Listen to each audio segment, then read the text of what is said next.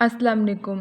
आज हम अपना चैप्टर 4 ख़त्म कर देंगे। उसमें हमारा लास्ट टॉपिक रह गया था फाइंडिंग एविडेंस ऑफ एक्सपीरियंस के एक्सपीरियंस से रिलेटेड हमें एविडेंस कहाँ से मिल सकता है। एक्सपीरियंस से रिलेटेड एविडेंस हमें दो जगह से मिल सकता है, एक सिनाहिल से और दूसरा पबमेड से। सिनाहिल जो है सिनाहिल किस का एब्रीविएशन क्या है? Cumulative index to nursing and allied health literature. ठीक है, सिनाहिल एब्रीवेशन याद रखना है आपने, the cumulative index to nursing and allied health literature. अब हम बात करते हैं कि जो सिनाहिल और जो पबमेड है इनका डिसएडवांटेज क्या है। इनका डिसएडवांटेज ये है कि ये हमें सिर्फ और सिर्फ सब्सक्रिप्शन से मिलते हैं। ठीक है, दोनों को हम सर्च कर सकते हैं टेक्स्ट वर्ड्स के थ्रू। ठीक है, टेक्स्ट वर्ड्स क्या होते हैं? टेक्स्ट वर्ड्स वो वर्ड्स होते हैं जो ऑथर ने टाइटल में लिखे होते हैं। ठीक है, और फिर हम उनको सर्च करते हैं और अगर वो टाइटल में हो तो वो निकल आते हैं। ठीक है, टाइटल और एब्स्ट्रैक्ट मीन्स उसने जो अपनी ओरिजिनल स्टडी उसकी होती है उसके टाइटल और जो उसकी समरी में जो उसने वर्ड्स यूज़ किए होते हैं उसे हम बोलते हैं टेक्स्ट वर्ड्स, जिनको हम सर्च करते हैं फिर। ठीक है, जो स्टडी होती है ना सिनाहिल और पबमेड के अंदर, उसके आगे मज़ीद सब्जेक्ट हेडिंग्स दी होती हैं। ठीक है, जैसे कि हम एक टर्म यूज़ करते हैं बेड सोर्स। ठीक है, बेड सोर्स को उन्होंने सिनाहिल और पबमेड के अंदर नाम दिया हुआ है प्रेशर अल्सर का। ठीक है, और बेड सोर को ही उन्होंने इम्बेस के अंदर नाम दिया है डिक्यूबिटस अल्सर का। ठीक है, ये भी हमने पढ़ा हुआ कि सारे बेड सोर के नेम है, तो ये उन्होंने एग्जाम्पल दिए कि किस तरह डिफरेंट जो है वो मतलब एविडेंस के अंदर या डिफरेंट डाटाबेसिस के अंदर किस तरह डिफरेंट नेम्स यूज़ किए गए होते हैं एक ही चीज़ों के। ठीक है, अब फिर उन्होंने क्या कहा कि 2003 के अंदर नेशनल लाइब्रेरी ऑफ मेडिसन, ठीक है, यही जो है पबमेड को भी बनाने वाले हैं नेशनल लाइब्रेरी ऑफ मेडिसन, इन्होंने क्या किया, इन्होंने एक न्यू मैश टर्म इंट्रोड्यूस की। ठीक है, उसके बाद उन्होंने न्यू मैश टर्म कौन सी इंट्रोड्यूस की? वो थी क्वालिटेटिव रिसर्च। ठीक है, और जो क्वालिटेटिव रिसर्च है ना उसको आइडेंटिफाई करने के लिए जो मोस्ट यूज़फुल डाटाबेस है वो है सिनाहिल।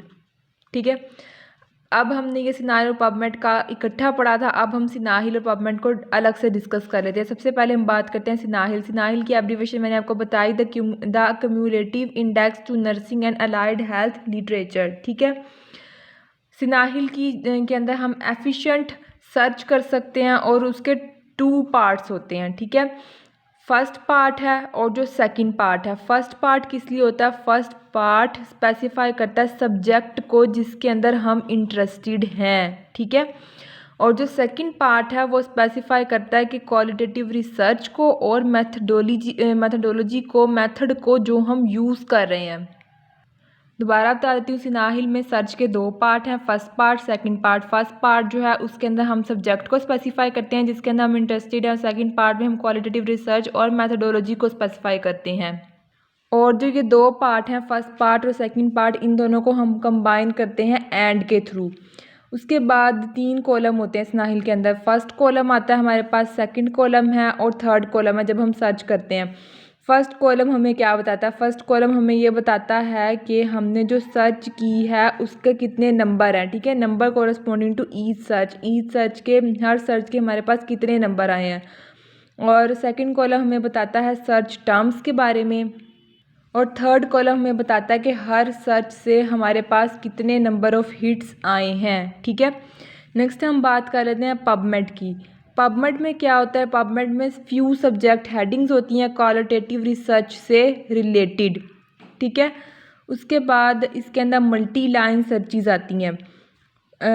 पबमेड के अंदर मल्टी लाइन सर्चेज होती हैं और हम इसमें क्या कर सकते हैं, हम एडवांस सर्च का ऑप्शन भी यूज़ कर सकते हैं। ठीक है, और एडवांस सर्च के ऑप्शन पे जाकर हम सर्च हिस्ट्री भी देख सकते हैं।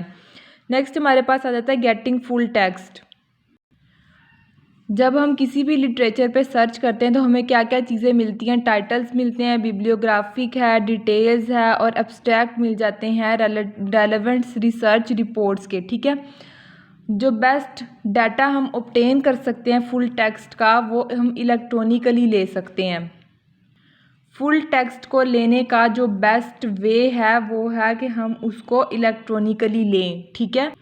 जो फिजियोथेरेपिस्ट होते हैं ना, जो एसोसिएट होते हैं लार्ज इंस्टीट्यूशंस के साथ, ठीक है, उनके पास एक्सेस होती है कि वो फुल टेक्स्ट इलेक्ट्रॉनिक एक्सेस उनके पास होती है, ठीक है, कि वो इलेक्ट्रॉनिकली फुल टेक्स्ट को एक्सेस कर सकते हैं, ठीक है।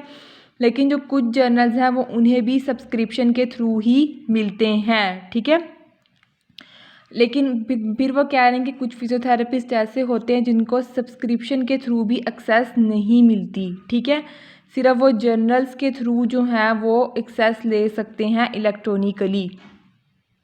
उसके बाद वो कहते हैं कि जो फिजियोथेरेपिस्ट वर्क कर रहे हैं ना हेल्थ इंस्टीट्यूशंस के अंदर, 100 डेवलपिंग कंट्रीज़ के अंदर जो है वो फिजियोथेरेपिस्ट वर्क कर रहे हैं हेल्थ इंस्टीट्यूशंस के अंदर, ठीक है, उनको जो है वो एक्सेस हासिल होती है, इलेक्ट्रॉनिक फुल टेक्स्ट उनको मिल जाता है 7,000 जर्नल्स के अंदर, ठीक है। उनको जो फिजियोथेरेपिस्ट वर्क कर रहे हैं 100 डिफरेंट डेवलपिंग कंट्रीज़ के अंदर, वहाँ पे हेल्थ इंस्टीट्यूशंस के अंदर वो वर्क कर रहे हैं, उन्हें 7,000 जर्नल्स के थ्रू जो है इलेक्ट्रॉनिकली फुल टेक्स्ट की एक्सेस मिल जाती है, ठीक है। और कौन सी वेबसाइट के थ्रू मिलती है? हिनारी वेबसाइट के थ्रू, ठीक है, इन 100 डेवलपिंग कंट्रीज़। उसके बाद क्या है, जो ऑस्ट्रेलियन फिजियोथेरेपी एसोसिएशन है ना, ये क्या करती है, ये अपने मेंबर्स को एक्सेस प्रोवाइड करती है 450 जर्नल्स, अप्रोक्सीमेटली जो है 450 जर्नल्स तक अपने मेंबर्स को एक्सेस प्रोवाइड करती है through APA library. APA library Australian physiotherapy association library. और क्या होता है कि कुछ जर्नल्स जो होते हैं वो इलेक्ट्रॉनिकली भी फुल टेक्स्ट में अवेलेबल नहीं होते। उस केस में क्या होता है कि हम किसी भी लोकल लाइब्रेरी से उस पेपर की कॉपी मंगवा लेते हैं अगर जर्नल्स जो हैं वो इलेक्ट्रॉनिकली अवेलेबल ना हो। यहाँ पे हमारा चैप्टर नंबर 4 ख़त्म हो गया है।